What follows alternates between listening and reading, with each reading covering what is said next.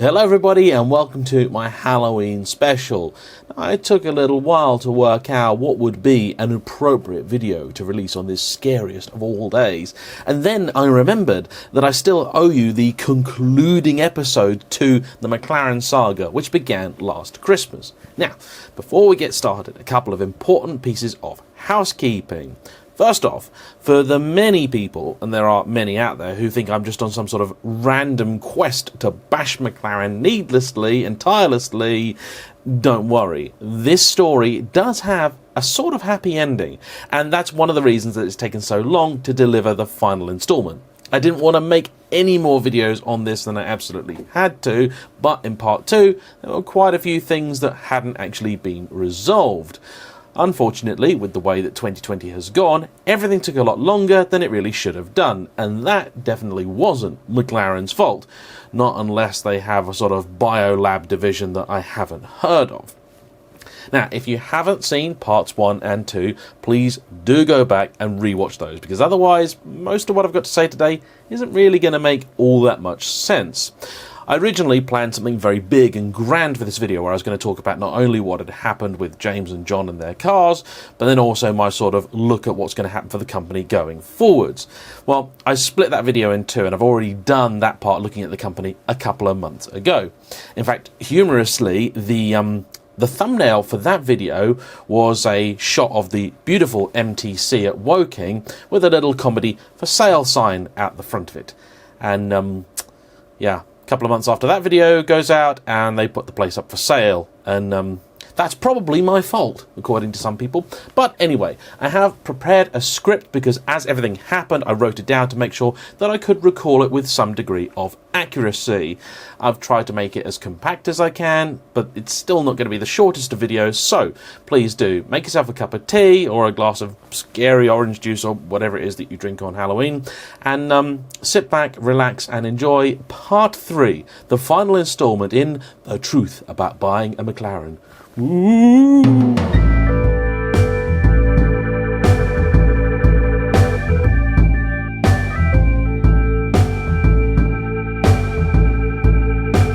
One of the things I would like to start with is a thank you to all of the people that have watched both part 1 and 2 and have given me feedback, either positive or negative.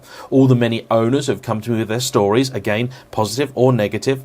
I do firmly believe that there are a lot of people out there who've had excellent experiences with their car and with their dealer, and I'm very happy that that is the case. I'm glad that the situation I described wasn't a normal thing, but unfortunately it did also happen. So if you are a McLaren owner and you have had a good experience, I would please invite you to come into the comment section and say where you bought your McLaren from, even if it is Manchester, and tell us all how happy that you are. I do, however, also ask that you don't disregard all the things that I had to say, because I don't think it's very good for a company if you'll just ignore anything bad that you hear.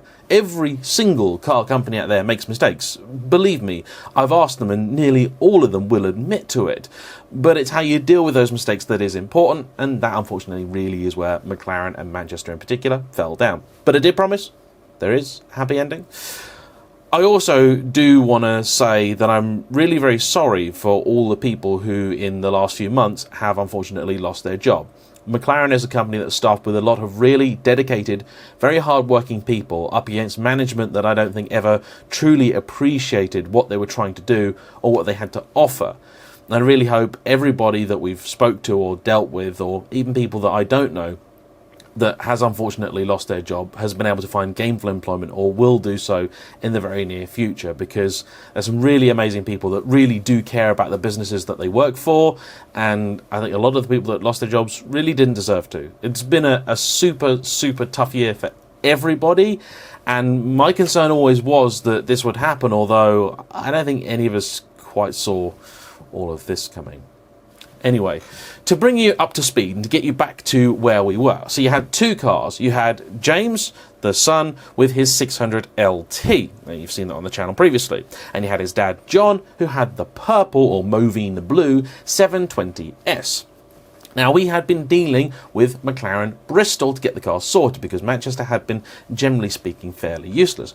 Bristol were being excellent. So John 720 was over at Bristol. Now, it was being worked on, and we just found out in the last episode that his gearbox was leaking, that all 4 corners of his suspension had failed, the actuators were gone or something along those lines, and the car's software was also out of date. It had been dragged over to Bristol because it had thrown up a huge number of warning errors and it wasn't running right.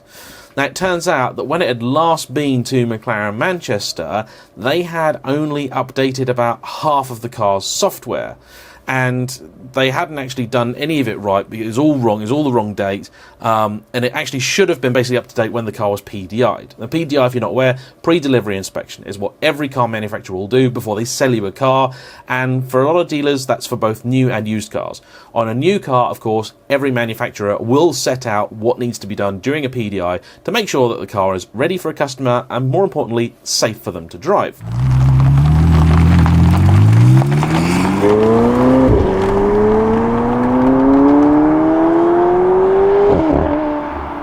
Now, part of any PDI process is going to include making sure that software is up to date. Software, of course, on modern cars, very, very important. What had happened with John 720 is that when McLaren Manchester had it last, they'd only updated some of the car's software, and not even to the latest version, which meant that you had lots of different systems in the car all trying to communicate with each other, but as they were on differing software versions, that's where the problem occurred. So the car wasn't happy with itself, throwing error messages, yada yada. This is unfortunate because the PDI process evidently is where McLaren Manchester in particular had really been suffering. This is how the 570 got handed over with damage on it back in part 1 and various other things not being right. The cars just weren't being looked over properly before handover. Now, one of the things that I talked about in previous videos was this knock sensor issue. The idea that if you leave a car out in the rain for a little bit, the knock sensor will fail. Now, that is true. However, there is something that I want to add. It seems that this is only really a problem if the car is out in the rain and doesn't move for a very long time. I'm talking months here. This is why it seems to be such a prevalent issue at McLaren dealers and not really with end users, because most people that own these cars either keep them garaged, or if you are going to leave it for a long piece of time, then you just take it to someone, store it, do something, or just let someone else use it or drive it. You very, very rarely go more than, couple of weeks without actually driving or moving your car if it's outside. As it happens, incidentally, leaving your McLaren for anything more than a week is a very bad idea if it's not on trickle charge, and that's a story for another day, perhaps. Maybe that's a member story, I don't know. We're not going to go over that one today. So, yeah, knock sensor issue, don't worry about it too much. Now, the 600LT, while the 720's been worked on, did also have a number of issues of its own. The aircon didn't really seem to be working at all. I mean, it would blow air, but not cold air. The windows generally would open whenever they felt like it. This is a very common McLaren thing. And the geometry definitely seemed off. The car wasn't handling right, didn't turn in or feel anywhere near as good as the 570, which it definitely should have done. There was also a bit of a scuff on the wing mirror, very small and minor, but there nonetheless, which should have been sorted and done during the PDI, again. And we're also pretty convinced that it didn't have the ceramic coating on it that it should have done, because when you tried to clean the car, yeah, you know how cars behave when they got ceramic on, and it just wasn't doing that. Now, things did go really well initially. Bristol, excellent, couldn't fault the staff, very friendly, very straight talking, very honest, and very to the point. It was really, really obvious that the sort of first 2 videos had lit a fire somewhere at McLaren, because things now were getting done, and they were getting done with some description of haste. So it all seemed to be moving really in the right direction, I mean, McLaren never admitted, obviously, that the videos or the complaints or anything like that actually did anything, and maybe it didn't, maybe it's complete coincidence, I don't know. But after the videos went out, James and John both started getting customer service, and McLaren sort of suddenly became interested in actually doing stuff and helping them. Now, a lot of the time through this video I talk about look, I know I didn't spend the money. Many people have pointed that out. It's not my cars, but I was there for pretty much everything. That's why I could report on, what I did. And one thing I will say for McLaren is that I am very surprised. I did not at any point receive any communication from them about what went on. In the second video, I said that I was really surprised McLaren hadn't tried to get in touch with me after the first video went out. And a lot of people seem to think that was a very arrogant thing of me to say. Well, it isn't really arrogance. I have had at least one other small British car company well, they threatened to sue me, is essentially what happened, because I said something that they didn't like, which unfortunately for them happened to be true. Now, with McLaren, I said an awful lot more things that probably did more tangible damage to the business, and the video was far, far more widely seen than the ones I made about the other place. And I was almost certain, and I'd been warned by many people, that I would get a very angry solicitor's letter from Woking for what I'd done. But it never appeared. It never came. It never arrived. Why that is, I simply couldn't say. But, you know, thank you, McLaren, for not suing me. I appreciate it. John, the dad, was contacted, and it was decided that after his car had been looked at by Bristol, just to be extra triple sure, it would then go to Woking as well for them to look over it before them being delivered back. The idea was that once it was delivered back, they'd swap the cars over, James would then go to Bristol, be sorted out, car would come back, some sort of compensation offer would be made, everybody's happy, all home in time for tea and crumpets. Fine, done.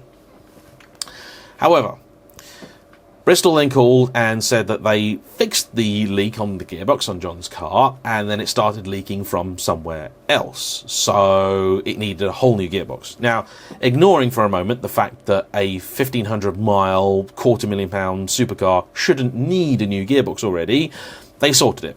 They got it done, and they got it done really quickly. I mean, that new box was in the car in less than about a week or so. They're very efficient on that. Gotta say, good for them. The rest of the issues with the car were sorted out. The suspension was all sorted out. All done, all sorted. Now, this is all before Christmas last year, to give you an idea of roughly where we are in time. So, all the way along, the question that kept being asked was, what are McLaren going to do to make it up to both John and James for the inconvenience that they had suffered? John in particular, because he'd kind of been left out. He's the one who actually bought the more expensive car. His problems maybe hadn't been quite as severe, but they were problems nonetheless, and he had been missing his car that he was paying a lot of money for quite some time. And every time the question was asked, McLaren simply said, well, when it's done, then we'll discuss it. Well, okay, fine, but we were beginning to worry that McLaren's default stance was simply to just say, we'll do that soon, That was just the response to everything, was just sort of push it forward, so we were somewhat concerned. But the car reappeared on the 22nd of January, so it was away for just about a month or so. So the idea is mentioned. John's car get dropped off, James's car get picked up, and then at the same time, a couple of guys from McLaren were going to come down to talk to the guys and see how they were, explain things, try and discuss some sort of compensation or whatever. Now, even on the day, communication, which is a constant failing of McLaren, wasn't very good. John and James were told different times for the pickup and collection of the cars. We weren't sure what was going on. We tried to get in touch with people. They didn't turn up at the time that they were supposed to. Then eventually an AA truck turns up, which is empty, and it turns out he's there to pick up James's car and take it to Bristol, which is a bit confusing. And then John's car turns up separately in a very nice, fancy, black covered transporter. So John's car gets dropped off. We give it a look over. There are still a few scratches and things on it. McLaren had said they were going to return the car to him in quote-unquote as new condition. The wheels still had quite a few scuffs on, and I'm pretty sure John had put those there, not claiming otherwise, but they'd said that they were going to sort that out and do that as a goodwill gesture, and they hadn't. And it's so easy to refurb a wheel. Refurb a meal? You can refurb a wheel as well if you like. How would you refurb a meal? Would you get some chips and spray paint them, make them look all fresh and new? Anyway, car turned up, looking better, but still not perfect.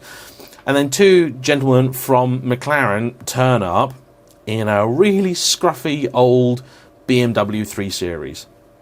And I say that, and again, that might sound like me being a bit of a dick. You know, I say it because everybody that I know that works for a company, when they have to go anywhere to visit a client, do training, do whatever, they get a hire car. Either a company car, or they just get an enterprise rental car, because that's just how that works. It's just better on insurance. It's just easier for everybody. McLaren evidently was sending their guys in their own car, and that just seemed really odd for such a big, prestigious company sending somebody to a client who spent quite a bit of money just to get them to use their own car. I don't know. I read into the situation at McLaren there that they don't even have the cash to give their guys, 60 quid for a hire car from Enterprise for the day. That's a bit unfortunate. Also, let's face it, if you're a McLaren customer, you are, a car guy. You are going to judge somebody by the vehicle they turn up in. And this, incidentally, wasn't like some really cool old Alpina or something. No, it was just a tatty E46 Touring with a child seat in the back. So it just seemed odd. Okay, I'm just here to tell the story as it happened. It just seemed weird. Now, the reason for the two transporters turned out to be the fact that, just with the way HGVs work and so on and so forth, it was going to be easier just to send the one, James's car, off to Bristol to get sorted. The two guys turned up, and we hoped that things would go well because they had, came out all the way. Unfortunately, what they wound up doing was just spouting an awful lot of corporate BS and trying to make excuses for how utterly awful and terrible they've been. And actually, I would say they made things considerably worse, because we'd all been hoping that by the end of the day an agreement of sorts might be reached, and it wasn't. It was a disaster. They really did not know how to talk to customers at all. It didn't go well. The guys, when asked about what compensation was going to be offered to John for all the problems with his car, their response actually was, "Oh yeah, well no, we'll talk about that when the car's done." It's like, well, but you thought the car was done. It turns out the car wasn't done at all, because I took it out for a test drive. John asked me to, and the windscreen washers were no longer aligned. One of them basically fired under the wiper blade, and the one on the driver's side just fired over the top of the car, which in the middle of winter is something of a problem. If you can't clear your windscreen, you can't really drive the car. The indicator stalk also didn't want to hold itself on if you're going around, I think, a right-hand turn, and it all just seemed a little bit silly. So they basically said, "Oh, no, it's going to have to go off to be fixed again." Okay, all right, fine. Then got worse the next day when James phoned Bristol and asked how they were getting on with his car. The guy at Bristol then basically said that he had told McLaren many times they didn't have the time to look at James's car, and they wouldn't be able to look at his car for at least another week. So McLaren had essentially taken James's car off him for a week for it to sit at a car park in Bristol and do nothing for about 5 or 6 days. Now, I'll be honest here, McLaren did apologise for that one. Our man at McLaren, and there were many men and women at McLaren that we dealt with, and I'm afraid they have sort of blended into one. And I don't want to mention too many names because I don't want to get anybody accidentally in trouble. But they did apologise. They did say, "Really sorry, my ball's up." They put his hands up and he said, "Look, I'm sorry. It's my fault. I made a mistake," and that's fine. Yep, okay, you made a mistake. You owned it. Yeah, cool, fine. All right. So fast forward about a week, and James and I are filming a video of a Range Rover together, and he gets an email saying that McLaren Bristol have had a chance to look at his car and they've sent a video over. Great, excellent. So we're in the car park doing some static shots, so we said, okay, let's have a watch of this video. And it's the same sort of video you've probably seen if ever you've had a car at a main dealer, BMW, Audi, Mercedes, whatever, where they're looking under the car, doing all that sort of stuff. And all they basically did in the video was they looked under the car, they said that it was dirty, they said that there were stones in the tyres, because James has a gravel driveway, and that was pretty much it. And then they tried to sell James a set of titanium wheel bolts for £1,000. I mean, you can imagine how well it went. You've been waiting a week to find out, what's wrong with the aircon, why aren't the windows on this car closing, what's wrong with the geometry, and then you get told, by the way, you shouldn't drive your car on the gravel driveway, and also, do you want titanium wheel bolts? They're £1,000. I would think it's customer basics 101. If you've got a customer that's really upset with the way that they've been treated by a company, don't try and sell them tat that they don't need or want.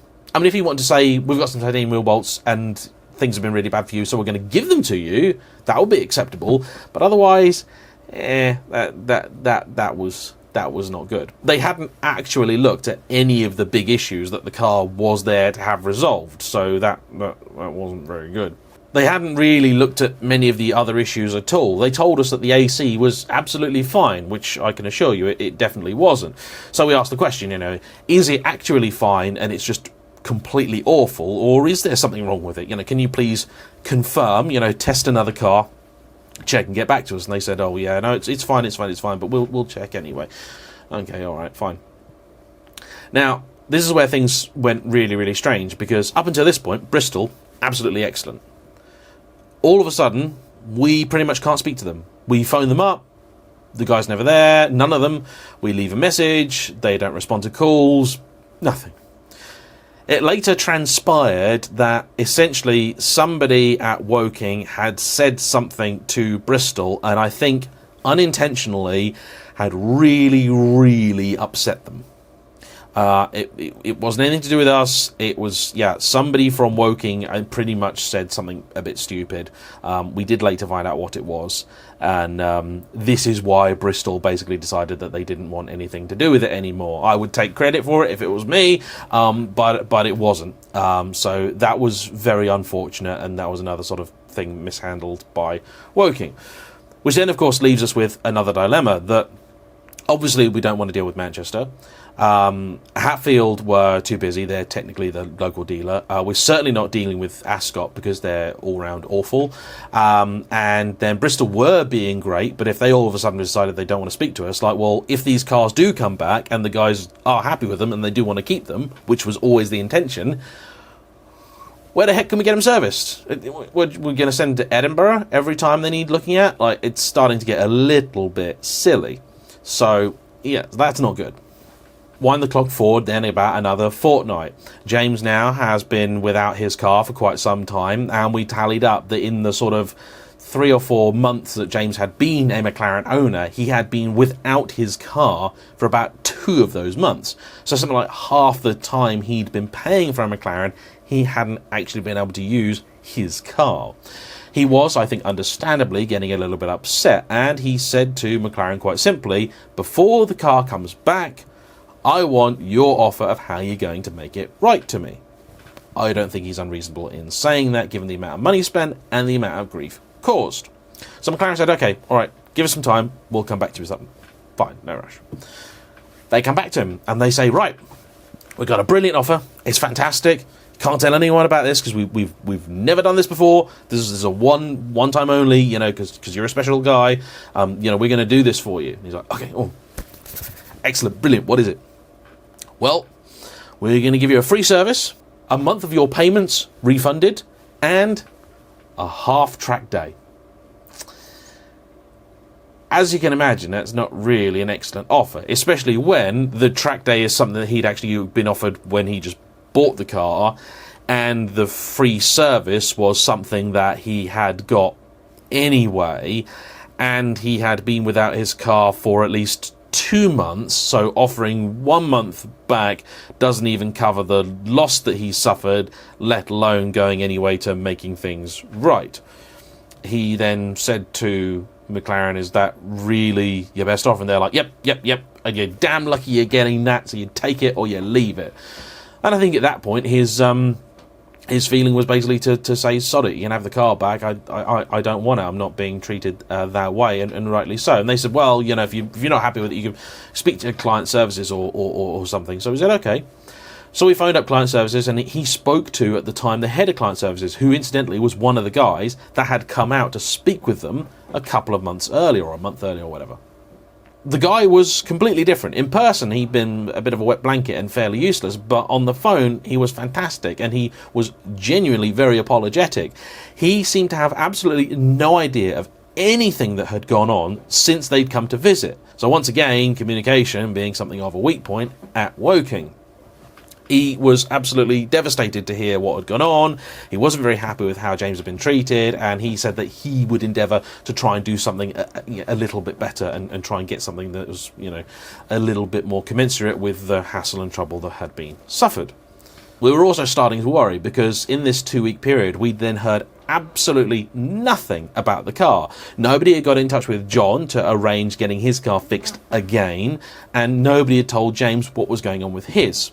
things really weren't looking good at all, and it seemed pretty much impossible for them to get to a stage where keeping the cars would be an option. So James began the rejection process.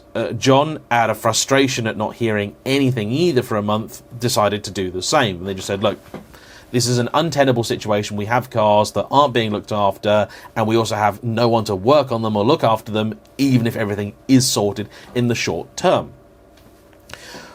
What happened next, I can't really tell you all that much about.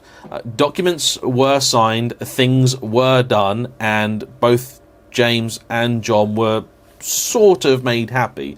James definitely was, and this is the bit of the story where things get a little bit better.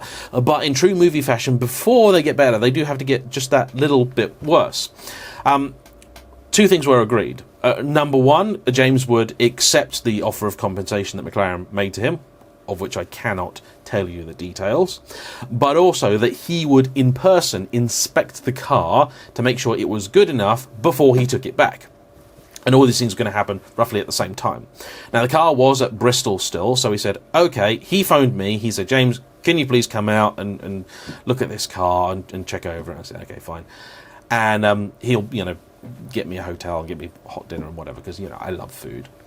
And we are in the car, 6 o'clock at night, ready to head over to Bristol, which is quite far from where we both live. And we get a call from Woking, very sheepishly, saying, your car, yeah, it's not at Bristol. Right, well, where is it? Well, they put it on a transporter. Why? We don't know. Well, where is it? We don't know. Well, didn't you tell them that we were coming in the morning to look at it? Yes, we did. So, for reasons known only to them, Bristol had decided to sling the car on a transporter, going where we didn't know. We hoped and assumed Woking. So McLaren said, look, come to Woking, get a hotel there, we'll cover you, and then we'll deal with it all in the morning. Bless them. At this stage, the guy at Client Services was trying his hardest, and you could hear in his voice that he was as frustrated as anybody else with everything that was going on. So we go to Woking, and we agree to meet them in the morning and try and find the car. Eventually, we actually wind up doing a little mini handover at Ascot. They essentially ran the car over there. They dropped it off. The guy there wanted to do a proper handover because that was one of the things that James never got. So he did that, bless his heart. And the car did seem to be in decent nick. They had pretty much sorted things. The air conditioning, despite the fact that they said they couldn't find anything wrong with it, they replaced all of the internals, and mysteriously now it blew cold. The geometry was sorted. A wheel bearing on the car had actually also failed, so that was sorted. And various other bits and bobs were done. The windows were not sorted because it seems that no McLaren has the capacity to close its windows when it's meant to, or indeed open them, as it happens. Now, things weren't perfect. The washer jets on the 600 LT were also pointing any direction that they seemed to fancy. John's car eventually did get picked up, although some months later, and when that came back, they humorously didn't actually attach the washer jets at all. They just left two hoses there spraying over the windscreen. So it went back off again and has come back, and since then, everything has been pretty good. James has taken the LT on a tour of Europe back in the sort of couple of months when you were allowed to, and the car was faultless. No problems whatsoever. John has been using his, and it's been pretty well behaved since. Hasn't really had a lot of miles put on it, but he's been enjoying the car. He is currently talking with McLaren about getting stuff sorted out and done. But the really good news is that we have actually had some joy with Manchester. Now, during this process, there was a chap called John, who's basically the sort of super manager of the Manchester sort of luxury bit of Sytner, and he was brilliant. He was thoroughly, genuinely apologetic about everything that had gone on. He's very decent, very straight talking, very nice guy, very direct. Really the sort of person you want to be dealing with when you're dealing with this kind of stuff. He was very happy to try and sort things either way, however James wanted it to go, whether they wanted to try and, keep the cars or reject the cars. He was very open to that and wanted to make the process as painless as he possibly could. We really wish that he'd actually gotten involved an awful lot earlier, because I think it could have saved a lot of hassle and strife. Both James and his father have kept in touch with John since, and he's consistently been really, really good. Service at Manchester have also sort of got their game together a little bit more, and there's a chap there called Sam, who I've actually personally spoken with a few times. Really, again, good guy, very passionate about the brand. Service, incidentally, is a completely separate building to where sales is, and that was one of the issues to begin with. They're run alongside Bentley and so on, and it would appear that Bentley have been a good influence on them, because everybody at that site, from the receptionists to the techs working on the car, getting on oily, they are really cool, really nice people. And I actually, hand on heart, wouldn't hesitate to have a car sent to Manchester for service.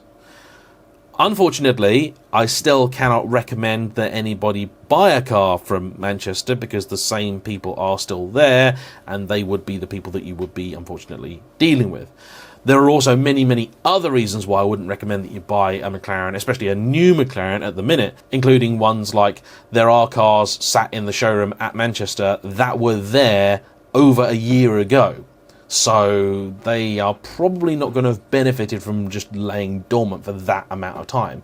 Now, what does the future hold for McLaren? Well, that is an interesting one. At the moment, they don't really actually have that many products that you can buy. The GT, I think, has been an unmitigated disaster. I don't think there's really that many people buying a 720 Spider or many other McLarens. You can't buy a 570S, you can't buy a 600 LT. Speedtail apparently was a real success. Elva, I think, is a bad joke, and McLaren management make themselves look increasingly silly every time they come out with an excuse as to why they haven't found another 100 suckers to buy what is a 720 with the roof lopped off of it. I mean, that's what an Elva is. Lovely looking thing. I've seen quite a few in the flesh now. And at £500,000, I'm sure they could find buyers. But at £1.5 million, sorry, that was pure and simple greed. Now, the new car, I've got absolutely no doubts whatsoever. It's probably going to drive fantastic and be really fast. I mean, really, really, like, stupid fast. But that was never the problem. I'm really hopeful that with the extra time that McLaren have had, unintentionally as it may be, to work on the car, that it's going to be that much better built. Hopefully it's going to encourage people to sort of come back to the brand, or to stay with the brand. There's a lot of things I'd still like to see them do. I'd like to see fixed price servicing on the older cars, 12C, 650, and I guess now 570 and so on. I think that would really help. Lower warranty prices for these cars, I think, again, would help, would make the residuals of the older cars a little bit stronger. And if you make the older cars more desirable, you make them more expensive, you actually make the new ones cheaper in the proper way, not just doing stupid discounts. Unfortunately, those stupid discounts, and this is not a uniquely McLaren situation at all, Aston did the same thing. A lot of people have been conditioned now to expect sort of £50,000 or £60,000 off a McLaren. And I don't think McLaren are going to be doing that for the new car, or at least I certainly hope they aren't, because otherwise they'll just set a precedent and then the whole thing will just collapse on itself. I hope there's enough people out there willing to buy the car at relatively full price, and for it to then reward them by being pretty decent, you know, pretty solid, pretty reliable, and the dealer experience will hopefully then back that up. And if that happens, I think things will start moving the right way for McLaren. That's what they need to do. That's absolutely what they need to do, is just look after the cars, look after the customer, stop treating customer service like a sort of last resort, and make it the default. One of the things, unfortunately, that James and John have both lost or not received from McLaren Manchester as a result of what happened is the sort of involvement in all the McLaren side of stuff. You know, they haven't been invited to do all the McLaren-y things that you would think that they should. And yes, I know there hasn't been a lot of events put on this year, that's fine, but still they could be getting invites to all sorts of stuff that they should, and unfortunately aren't. But this may improve. I really hope it does. And the main thing is here, they both now have cars that they're happy with. They both now have contacts at Manchester that actually do stuff, get things done, they sort problems out. They have recently been going above and beyond, particularly in the service department, and both of them have said that if this can continue, they may well continue to be customers of McLaren. So that's as good, I think, as I can possibly make it. Sorry if it's not the sort of all sunshine and roses ending that some of you may have been hoping for, but hey, that's what we've got. I want to thank everybody that's watched, of course, all 3 parts of this epic saga, especially if you've got right the way to the bitter end here. Have any questions or anything, please do let me know in the comment section down below, and I'll do my very best to answer them. Thank you all for watching. Bye-bye.